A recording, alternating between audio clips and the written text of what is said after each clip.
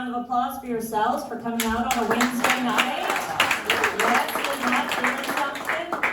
Halfway through the work week for those of you with jobs, for those of you without jobs, halfway through pretending to look for a job. Is there anybody here, a round of applause if you are not performing? Okay, it's you are now the most important people in the room, so please prepare to have everybody stare at you all night. They can't actually see you from up here, so don't worry about it. A little info, if you have not been to a lot of open mics, basically, you're gonna see the funniest people in the world. Or not, we don't really know. You could see the funniest person, you could see the most offensive person. They could be the same person. You could see somebody tonight, and a year from now you'd be like, oh my God, I can't believe I saw them at an open mic, and now they're on a national tour. You could see someone tonight, and a year from now you could be like, oh my God, I can't believe I saw them at an open mic, and now they've been arrested. And they could also be the same person, okay? Just take it as it comes. For the comedians, I'm gonna be giving you a light. I'm gonna be, I think, over there in that corner. Please don't run out the light. I'll give you a light when you have 1 minute left. If you keep going too long, I will let Bubba come up and push you off the stage. If that doesn't work, I'm gonna let Kyle Allen come up and yell in your ear. So, and once you see him, you'll understand why that's not good. No, I personally was super excited to host tonight because every time I come to an open mic, I learn a lot about dating apps. I got married before dating apps were a thing, actually before cell phones were really a thing. Only like self-absorbed assholes had cell phones, which is still true, but now we're just all self-absorbed assholes. I'm still really I love the fact that I can get Thai food whenever I want it. I can't even imagine how great it would be to just order up a dick whenever I wanted it.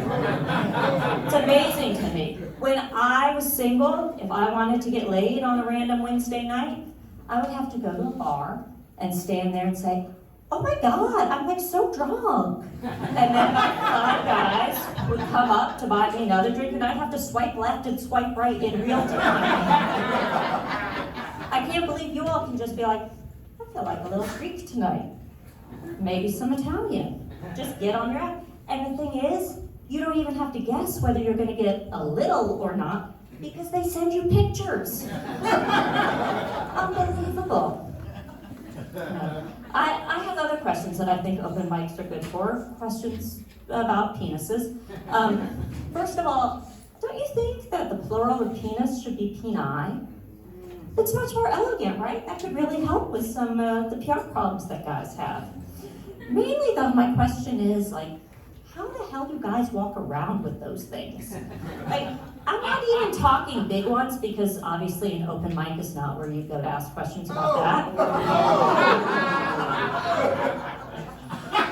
No, it just seems so uncomfortable to have that thing hanging there. And I can tell guys agree because they're always adjusting and scratching and taking pictures of it. That doesn't even get into the weirdness of the fact that sometimes they get hard when they don't want them to, and sometimes they don't get hard when they do want them to. To me, this is how you know that men are in charge of medical books, because if I had an appendage, let's say my arm, and let's say I'm walking past a beautiful bowl of peaches, and I can't get my arm to get one.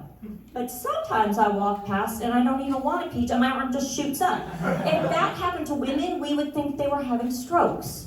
But because it's men, we act like it's normal.